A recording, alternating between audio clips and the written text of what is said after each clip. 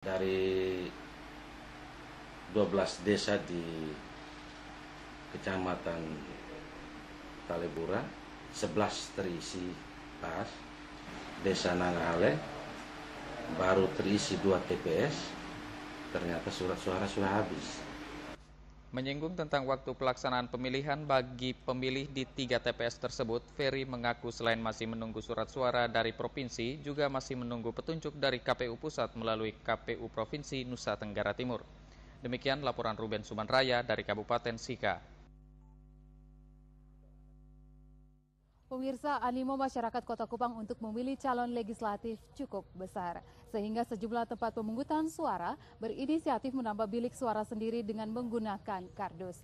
Hal ini bertujuan untuk mempercepat proses pemungutan suara, mengingat masing-masing warga rata-rata membutuhkan waktu yang cukup lama saat berada di dalam TPS.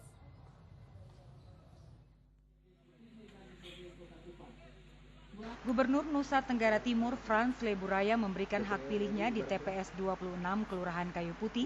Setelah itu Gubernur melakukan peninjauan ke sejumlah TPS di Kota Kupang. Masing-masing TPS hanya ada 2 bilik suara, sehingga bagi TPS yang jumlah pemilihnya banyak, terjadi antrean cukup panjang.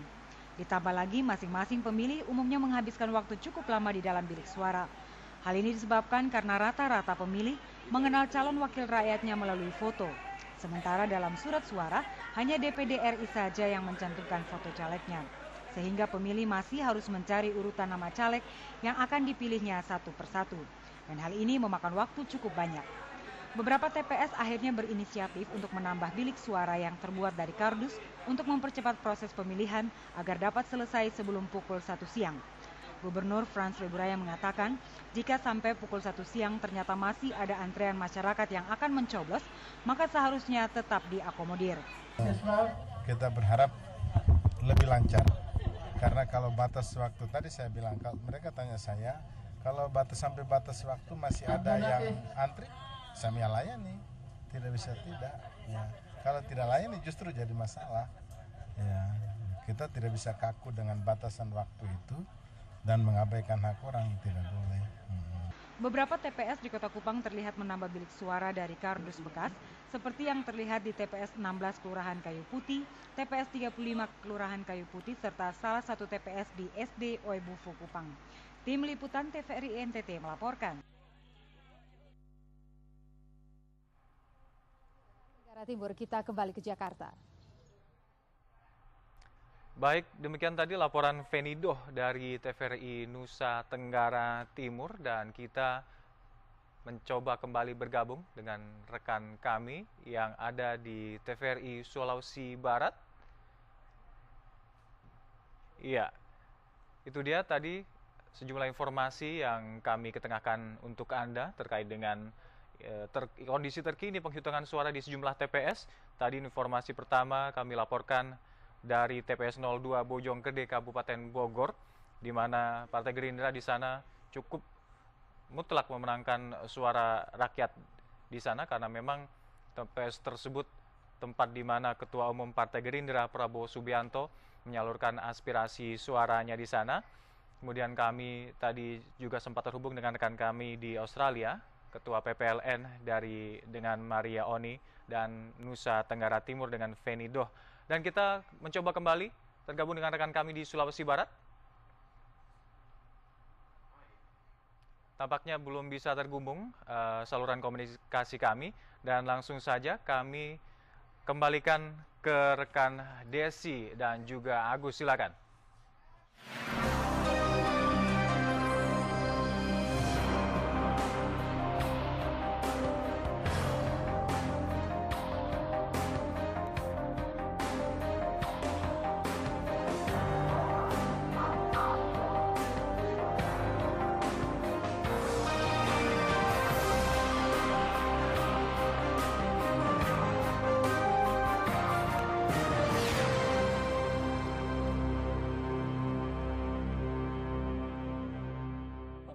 Indonesia 2014 kembali hadir menjumpai Anda. Masih bersama saya Agus Haryadi dan Desi Indriani untuk memberikan informasi terkait dengan jalannya penyelenggaraan pemilu yang berlangsung pada hari ini. Dan saudara, seperti yang telah diinformasikan sebelumnya bahwa Saiful Mujani Research and Consulting telah menyampaikan informasi, deklarasi bahwa hasil tidak berubah secara signifikan di sini. Iya, tapi untuk mencari tahu lebih banyak tentang itu, kita bergabung dengan Imam Priyono di Balai Kartini. Baik, saat ini kita akan menuju kembali ke Imam Priyono.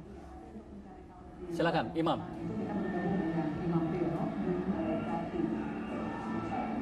Ya, terima kasih Desi dan Agus dan saudara. Saya masih berada di Balai Kartini Jakarta di pusat pengolahan data hitung cepat atau lebih tepatnya sesungguhnya hitung paralel yang dilangsungkan oleh Saiful Mujani Research and Consulting. Dan untuk membahas yang seperti yang disampaikan oleh Agus dan Desi tadi bahwa PDI Perjuangan memenangkan pertarungan dan pileg menjadi peringkat pertama versi hitung cepat yang dideklarasikan oleh Saiful Mujani baru-baru saja. Dan tetapi memang menariknya tadi pada saat deklarasi angka suara baru mencapai sekitar 45%. Mengapa sudah dideklarasikan? Kita akan gali lebih jauh dengan Direktur Riset dari SMRC. Beliau adalah Mas Jayadi Hanan. Mas Jayadi, selamat siang. Terima kasih sudah. Selamat sore. Siang menjelang sore. Oke. Mas Jayadi. Ya. 45% sudah deklarasi. Apa yang terjadi? Kata kuncinya mungkin bisa dilihat di layar sini ya. Kata kuncinya adalah apa yang kita sebut dengan stabilitas suara. Ya, coba kalau kita lihat di sini ya.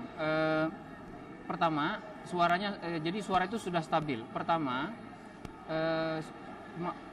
suara yang masuk untuk setiap partai itu tidak lagi kecenderungannya naik atau turun. Kecenderungannya sudah flat. Ya, jadi datar saja. Itu satu. Yang kedua, urut-urutan partai itu sejak suara masuk sekitar 40%, urut-urutan itu tidak berubah lagi. Nah, dengan memperhatikan ini, maka secara statistik kita bisa mengatakan karena suara yang masuk itu sudah stabil, maka kita bisa dengan cukup percaya diri secara berdasarkan prinsip-prinsip ilmiah statistik untuk mengatakan bahwa kita bisa sekarang menyatakan atau memprediksi bahwa berdasarkan hasil ini urut-urutan pemenang pemilu adalah di pertama PDI Perjuangan, diikuti oleh Golkar, kemudian diikuti oleh Gerindra dan seterusnya. Selain secara statistik tabel ini, tapi logika apa yang juga memberanikan kita sehingga ada 50% angka yang lain dalam tanda kutip semacam dipinggirkan? Ada indikator lain ya? Kunci-kunci lain. Jadi apa namanya TPS di mana suara yang masuk berasal itu dipilih secara random. Secara acak. Jadi kalau dia secara acak tidak ada yang bias ke satu, baik ke partai tertentu atau ke daerah tertentu dan seterusnya, tidak ada. Karena itu suara yang masuk yang tinggal 50% tadi juga masuknya secara acak, secara random, dan karena itu juga dia menjadi tidak lagi bias ke baik ke partai tertentu ataupun ke keadaan atau wilayah tertentu. Dengan demikian maka ketika suara-suara itu masuk pun dia tinggal menambah saja volume dari perolehan suara masing-masing, tetapi dia tidak mengubah prosentasenya. Kalaupun berubah itu tidak terlalu banyak. Perubahan itu masih mungkin terjadi, tetapi perubahan itu akan berada dalam apa yang kita sebut dengan margin of error, ya. Dalam kurang dari 1%. Kurang dari 1%, ya. Dan ini sudah terbukti sejak kurang dari 40% itu suara stabil. Karena itu kita berani mengatakan bahwa yang 50% nanti itu juga kurang lebih tidak akan mengubah stabilitas ini. Saya bahkan dengar tadi bahkan di angka 30% ya, bukan itu tidak stabil. Mungkin bisa berani saja untuk kalau berani, ya. Ya itulah saya kira keajaiban ilmu pengetahuan, ya.